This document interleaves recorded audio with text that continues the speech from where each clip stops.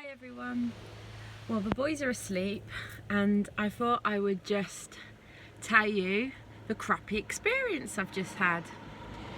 Basically, since we've been in Sydney, I've not taken the boys to a playgroup. I've just been doing my own thing with them. But it had got to the point where I noticed that the boys really needed to have a little bit more than just my company, so to speak. And it would have been good for me to mix with other mums, and well, you know what it's like. So yeah, I found out a playgroup, and I'm not gonna lie, I find it nerve-wracking going into a new group and putting yourself out there, yeah, and just doing anything like that. So although I do it, and with Bo growing up from a baby, he's always done playgroups and stuff like that, but I had a mum's group that I met from doing this course thing that every mum gets to do in Australia with their first baby, and that was amazing because, you know, we were kind of forced together but in a really nice way, and we formed a group of friends, and so every playgroup we went to, we kind of all stuck together. But with Jax, it's really different when you have your second one, especially when they're close in age. But Bo was too old to go to anything that Jax could go to, baby groups, and Jack's too young with Bo, and trying to look after them both in one, you know, I never really did it with Jax. And then we've come to Sydney and I kind of just got on with our own thing, but it got to a point, even Alex was saying, come on, go to a playgroup or something. So I researched this group and I was like, we can do it, it's fine. It was about a 20-minute drive, half an hour drive to get there, but that was fine. We parked the car, no problem. Got in there, I'm a little bit nervous, but it was just one of those where it's like a big hall and some mums run it. So I said hello to the person and introduced myself who was running it, and yeah, the boys I basically just played with the boys really, but they had a really good time and they were loving it. I did chat to one of the mums, and then it was time to pack away and do the singing session. So I know it comes across that I'm a really confident person, but I'm not. People mistake my bubbliness as confidence. Bubbliness isn't confidence, it's friendliness. Bubbliness is being friendly and happy and chatty, and that's me. Confident in who I am and my abilities and putting myself out there, I'm not. I never have been. And especially with groups of women, I really find it hard to put myself into that situation around groups of women, because let's face it, groups of women can be bitchy and cliquey, and they can look down their noses at you and basically just make you feel not that great. Now, I don't want you all sitting there thinking, oh, she's anti-women, because obviously I'm not, I'm a woman. But I think we all know how as women can be when we're in a group, and half the time I'm probably a culprit too without knowing it. And that's just it, you probably don't know you're doing it when you're in your comfort zone, in your group, your clique. But I know that's what it's like, and I guess the reason I struggle really bad to put myself around groups of women is because, well, when I was 12 years old, it was the first time I was allowed into my local town, Royal Leamington Spa, with my friends without our parents. And yeah, within about half an hour of being there in the shopping centre, a group of, so I was 12, a group of 16-year-old girls and one 16-year-old boy beat me up. They got my head and smacked it against the telephone. Anyone who's watching this and lives in Lem or knows Lem, it was where the toilets used to be upstairs, and then there was 2 payphones there, and then a balcony and a cafe. And this was on a Saturday, so when it was very busy and everyone was there watching, but no one did anything. Obviously the girls, my friends who I were with, they were scared. They were only 12, so you know, what could they do? Nothing. And that's understandable because they were just young girls too. But there were adults everywhere, and no one did anything. In fact, when one woman eventually came up, she actually shouted at me. I don't know how, from her view, I was doing anything. It was quite clear. There was a group, there were probably at least 6 of them. They were about 16 years old and I was 12. They grabbed my head, they smacked it against the telephone behind me, the pay telephone. 2 girls, one girl grabbed my hair this side, the other girl grabbed, I had long hair, so they grabbed my hair, both sides of my head, and pulled in different directions. They then tipped a can of Coke, another one tipped a can. I'm going to get emotional because this is something I've had to live with from when it happened. I've just had to basically just live with it and get on with it. And I know it was a long time ago. I'm 30, what am I, 35 now?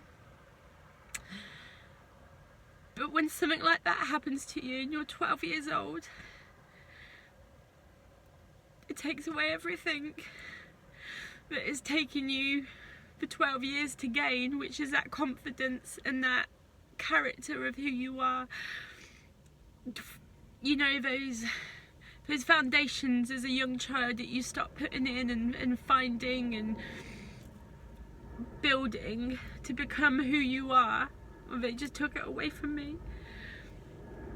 And then I didn't have any help to get over it. I just had to get over it and get on with it. So I'm really sorry. I'm crying. But this is something that I guess has never really been spoken about from my point of view, or anyone else has spoken to me about it, who knows, because I don't know. But yeah, so they even humiliated me by pouring Coke over my head, and then after they'd finished humiliating me and doing things like pulling my hair and stuff and banging it on the phone, they then pushed me to the floor and kicked my head in. And that's what they did for fun. That's what they thought fun was. It turns out they chose to do it because I was wearing the same jumper as one of the girls, a Fruit of the Loom jumper. So back then, in the 90s, you tell me who wasn't wearing the Fruit of the Loom jumper. But yeah, that was my first experience as a 12-year-old going into town with her friends. And that affected me so bad. Because nothing was done, they got away with it. And today, I guess if that happened today, which it does to lots of poor children and teenagers, and I'd like to think today's a little bit different where things are happening and they wouldn't have got away with it today, but they did.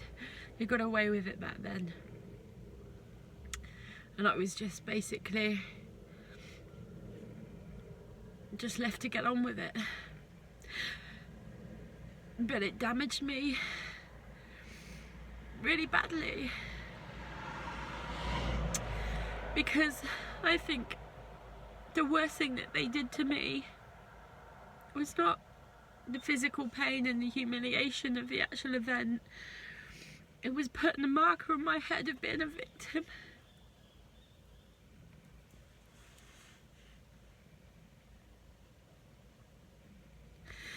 Because I was then about to start secondary school. I'm sorry, I've got a big lump in my throat, it really hurts. And I started secondary school. But then I started secondary school as a victim who was already a soft target, I guess. So then through secondary school I got bullied.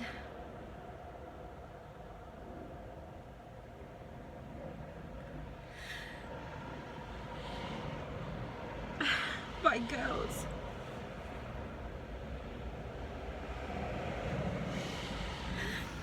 Who called me fat, and the stupid thing was I was not fat. I was very slim at school. Called fat, got told I was gonna get stabbed, got followed, got rocks thrown at me when I walked into school. I couldn't get the school bus. My mum, who had to take turns with my friend's mum, and they had to drive us to school. Oh God, it's really hard.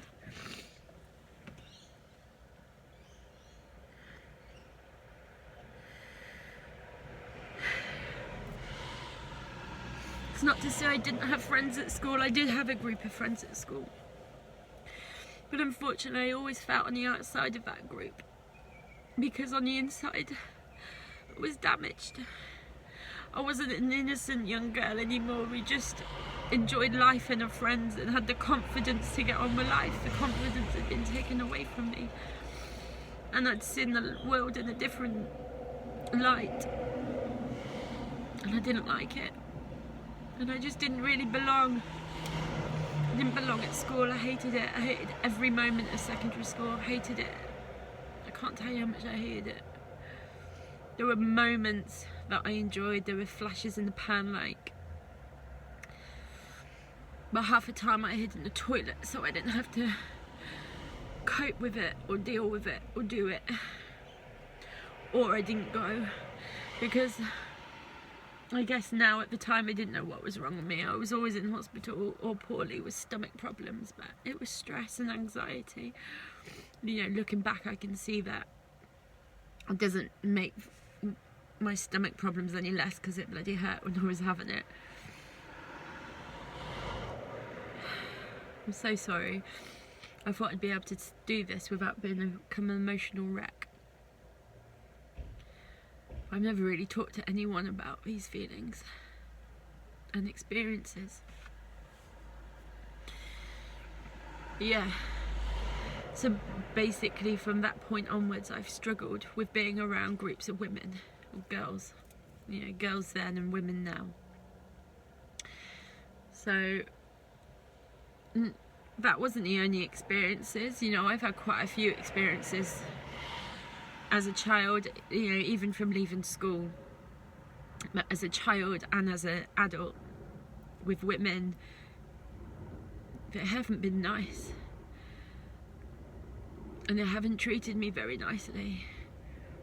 And I feel that there's a lot of talk about women sticking together and having each other's back and that, but I don't feel there's a lot of action about it. I think a lot of women like to talk the talk, but don't actually follow it through, and that makes me feel sad. I think maybe rather than talking about it and posting things on Facebook about it and quotes and whatever, I think maybe we just need to start doing it. Because, yeah, I suppose, so today the incident was, and I probably did overreact, but it's hard not to, isn't it, when it's a sore point for you anyway. So basically it came to song time with the kids, and the woman who was obviously running it was struggling to get the group of women, because it was all mums, which is a shame, because I really like males being involved in stuff like that, because I think it definitely brings a nice balance to it, rather than it all be women and bitchiness. I think men can bring a real nice dynamic to things like that. But anyway, there wasn't any men there, so it was just women. She was struggling to get the group together to do song time, so I kind of helped her initiate it, and I sat there with my boys, and she was singing. She obviously was confident in singing, but not confident in addressing the group. So she was singing, but she was just singing to her child. So I helped her. Now, this is what I do, and if you ask Alex, he'll tell you, because he sees it all the time. I try really hard to have other people's backs. I can't stand anyone feeling left out or embarrassed or alone or struggling, and if I see that or know that or pick up on it, I will help or do whatever I can or offer my friendship or support in any way to complete strangers. I will do that. And this isn't me trying to big myself up, this is just me telling you how I am. That is what I do, because I think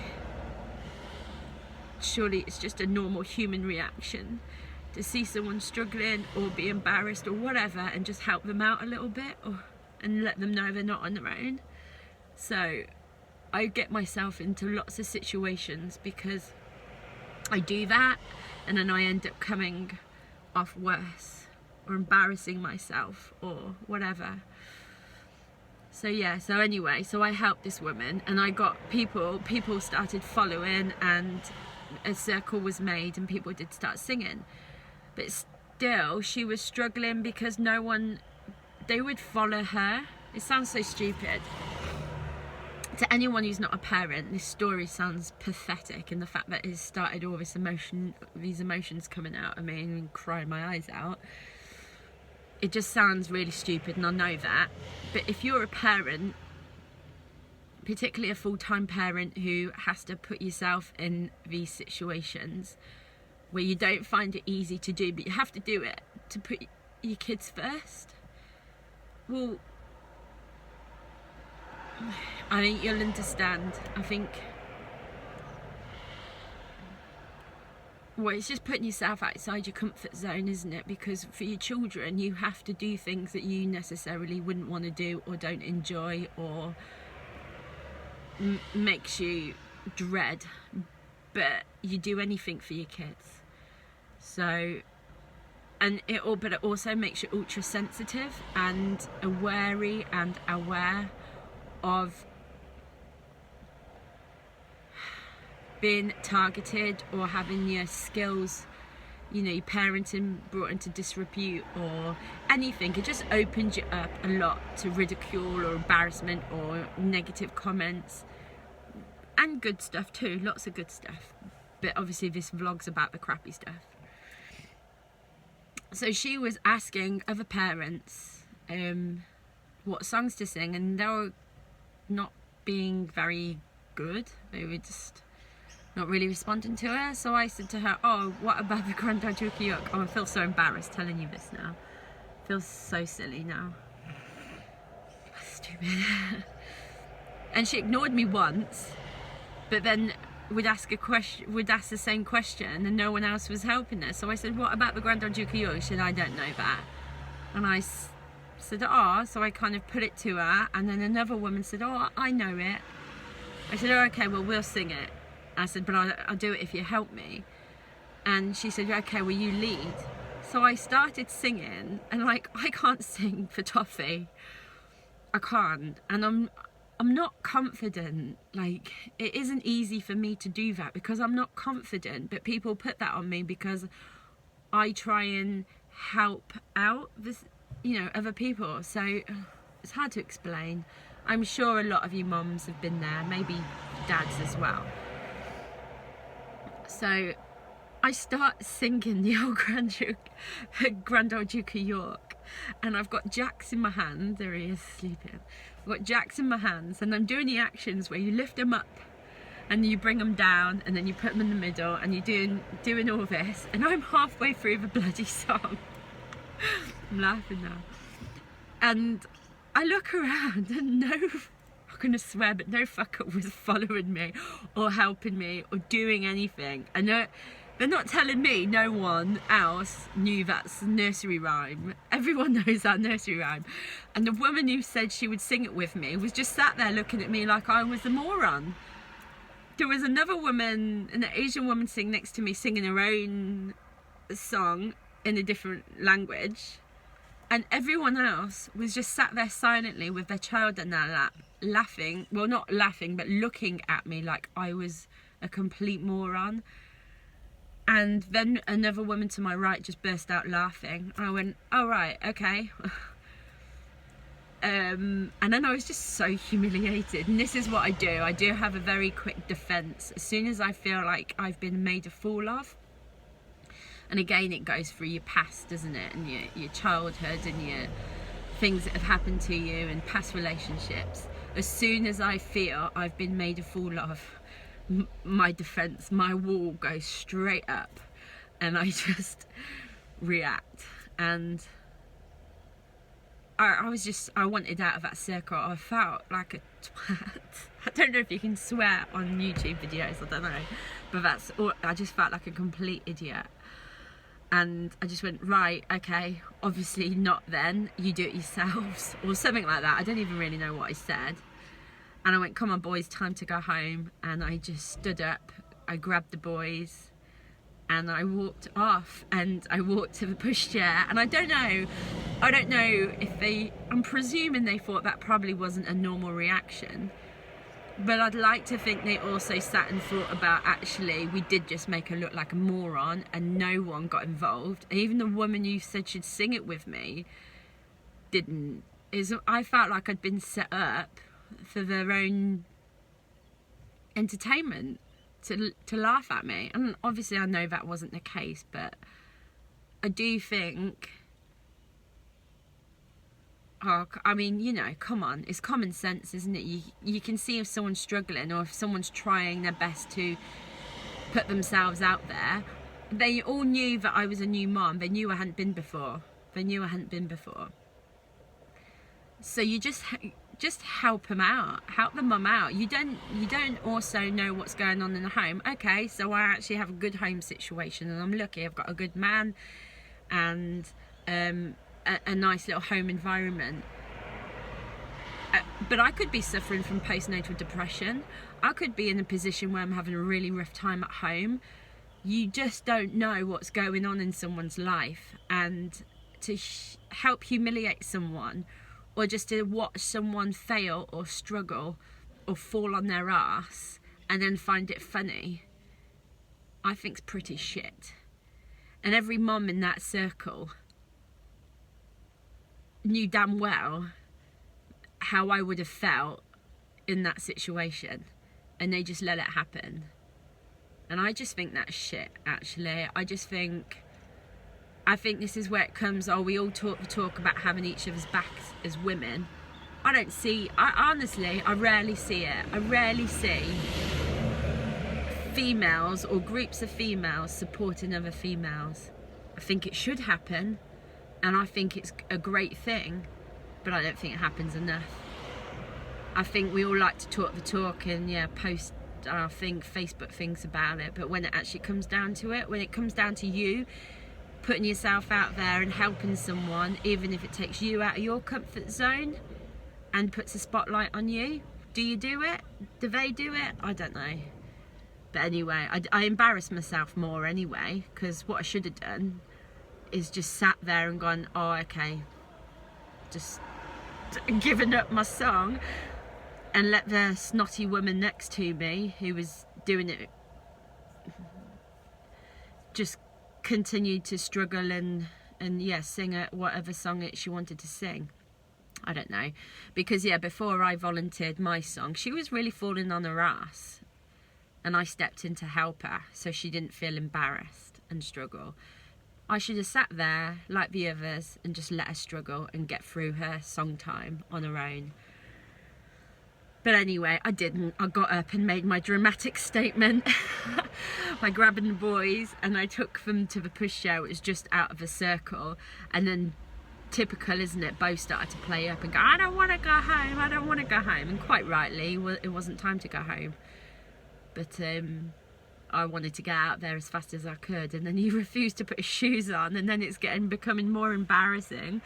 And then I'm at the point of realising, Katie, you should have just sat in the circle and hashed it out. But I can't do that. When I feel like I've been humiliated and I'm embarrassed I just got to get myself out of that situation, and that's what I did. So then I got out of the building. No, that's a lie. I couldn't get out of the building because in my, you know what it's like when you're then in that state. Although I hadn't quite lost control at that point, I was feeling it inside, all emotional, and just wanted to get out of there.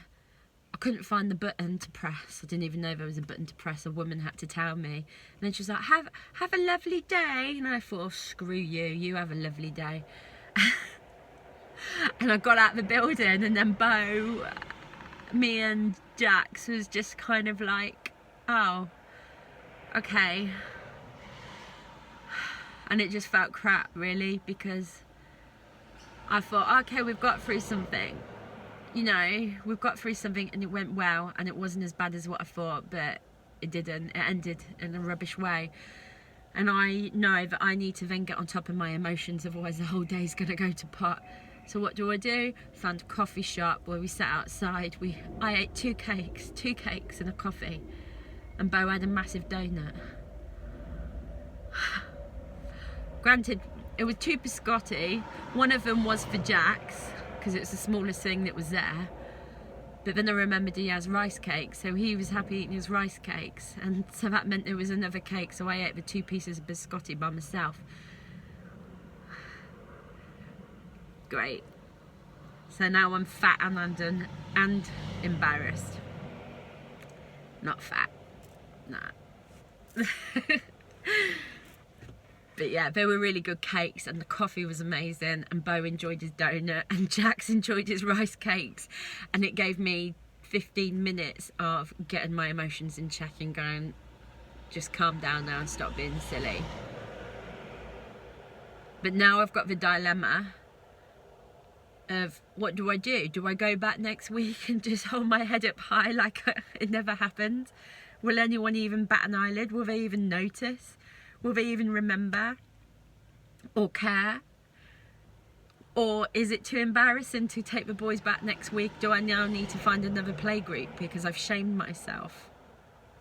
I feel like I've shamed myself. I feel really embarrassed, and I feel like I really don't want to go back. Also, it showed me what kind of group it was, that it is the cliquey mom's group that I really hate and try at all costs to avoid. So it showed me what it is, which I don't like, but at the same time the boys really enjoyed it. I don't know, let me know your views.